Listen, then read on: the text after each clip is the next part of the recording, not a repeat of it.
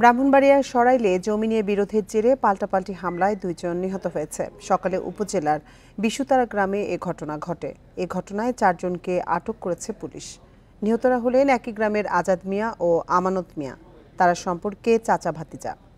Police জানায়, দীর্ঘদিন ধরে একটি ভিটাবাড়ি নিয়ে চাচা আজাদ মিয়ার সাথে ভাতিজা ইনসান মিয়ার বিরোধ চলছিল।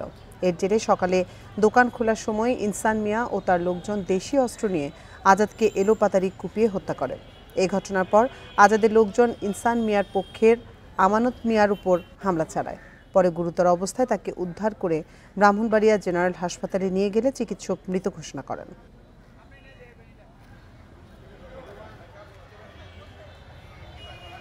সংঘর্ষের সংবাদ শোনার সাথে সাথে আমার পুলিশ থানা থেকে আসে, আমি নিজেও আসি।